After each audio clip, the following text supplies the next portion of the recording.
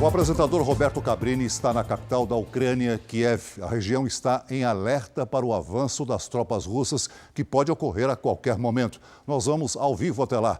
Boa noite, Cabrini. Hoje você viveu o clima de tensão num hospital infantil. Conta pra gente como é que está a situação aí no momento. Boa noite, Cris. Boa noite, Celso. Agora há pouco, o silêncio no toque de recolher foi interrompido pelo som da sirene, que alerta para os ataques aéreos. E, em seguida, várias explosões foram ouvidas. Não se sabe exatamente o que pode ter sido atingido aqui em Kiev, a capital da Ucrânia. Hoje, de forma dramática, conforme você dizia, Celso, o hospital infantil da cidade parou de funcionar. Cerca de 200 crianças e adolescentes tiveram que ser retirados e nós acompanhamos os últimos momentos de funcionamento. Era um hospital que atendia doentes em estado muito grave. Em meio aos bombardeios, um bunker foi instalado dentro do hospital e você vai ver agora na reportagem que momento dramático e de forma humanitária que chama a atenção de todo o planeta. Acompanhe a reportagem. Em meio aos ataques à capital ucraniana, uma outra guerra é travada nos subterrâneos de um hospital. Esse é o Hospital Infantil de Kiev. Fica em uma área já alvejada pelas tropas russas. Centenas de crianças tiveram que ser removidas às pressas para as profundezas do hospital. Este é o longo corredor que deixa os subterrâneos do hospital aqui em Kiev em direção a um plano de evacuação. Os pais e os pacientes estão sendo retirados desta forma porque não existe mais condições de tratamento para essas crianças e para esses adolescentes.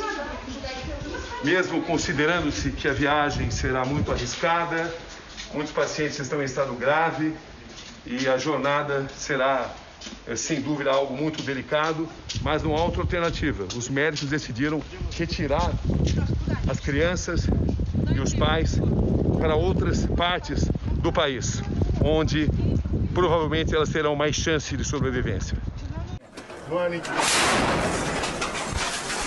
Enquanto as bombas caem, cirurgias delicadas são realizadas. Esse homem está à frente dos procedimentos nos momentos mais críticos. O Dr. Pavlo Pavlinsky é o responsável pela neurocirurgia. O que você enfrentou aqui quando o hospital foi bombardeado e se tornou um bunker? Pergunta ao médico. Was turned into a bunker.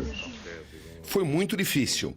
Tivemos que mudar todos os pacientes e andar. Todos vieram aqui para baixo. Era o lugar mais seguro. Todos os pacientes precisam ficar aqui. Ao som de mísseis do lado de fora,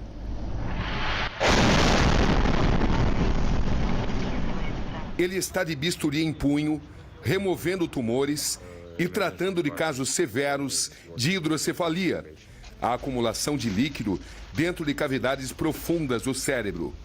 São crianças e adolescentes que não podem esperar a guerra terminar para ter chances de sobrevivência. Durante os dias mais agudos dessa guerra até aqui, todas as crianças tiveram que ser trazidas para cá. O subterrâneo do hospital foi transformado em uma espécie de bunker. São crianças e adolescentes, casos muito graves, e no momento em que a área estava sendo bombardeada, cirurgias estavam acontecendo. Havia uma luta pela vida.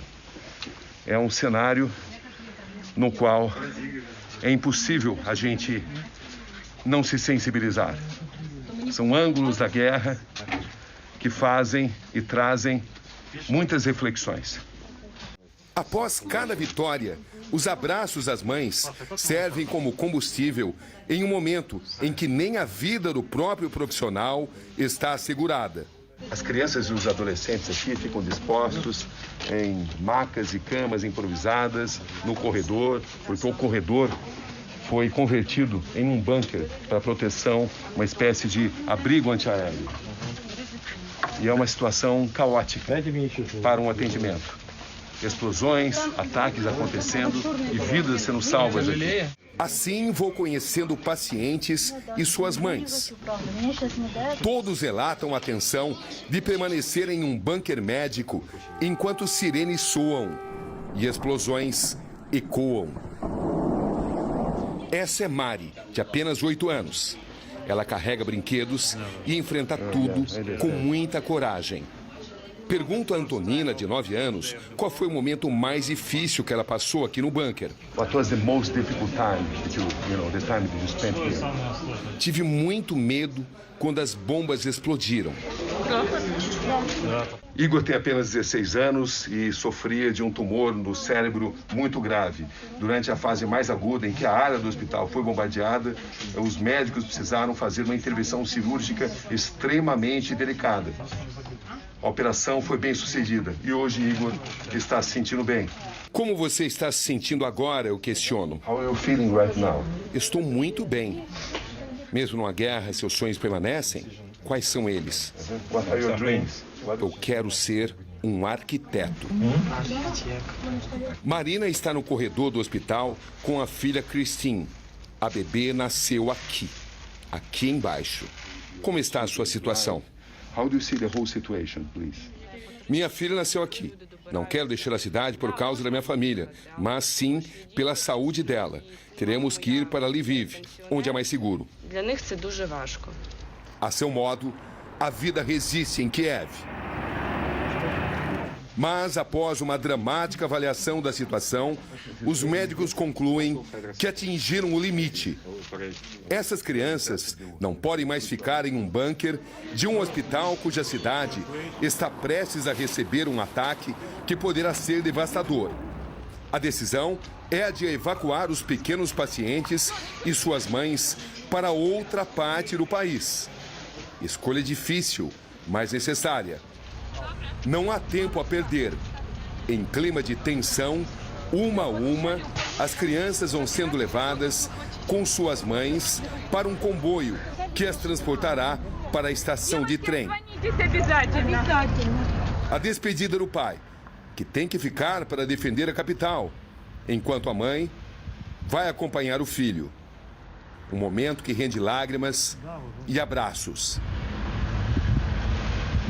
Mas nem esses abraços podem se estender. A guerra não espera. O jovem sonhador, aquele com o qual conversei, os bebês, as crianças, todos são acomodados para serem levados ao trem destinado a levá-los fora do alcance do fogo cruzado, que pode matar indistintamente. Nesse momento, aqui na entrada do hospital de Kiev, mais crianças estão sendo levadas pelas suas mães para os ônibus. Esses ônibus vão partir em direção à estação de trem. E o trem especial vai levar essas pessoas, as mães e as crianças, para Lviv, no oeste do país, onde elas terão melhores condições de sobrevivência. Será uma jornada muito longa, muitas horas de viagem, mas todos aqui acham, principalmente os médicos, que esta é a melhor decisão. O Dr. Pablo ajuda ativamente nesse processo, carregando o material que vai ser necessário para essas crianças durante a viagem. Agora, um trem especial e uma longa jornada, cortando o país, uma jornada de riscos, mas é o melhor caminho depois de uma longa reunião, depois de uma decisão tomada com todo o cuidado possível. Riscos existem, mas os médicos decidiram correr esses riscos e escolheram esse caminho. Mais uma criança embarcando no trem que vai levá-la à estação de trem aqui de Kiev. O hospital vira mais um cenário vazio da guerra. Nesse momento, mais uma criança está sendo retirada, ela é carregada pela sua mãe, vai ser levada em direção ao ônibus. O ônibus representa a primeira etapa desse plano de evacuação para outras partes do país. Histórias que ficam para trás, destinos transformados, decisões difíceis em um cenário de destruição onde só a incerteza está garantida.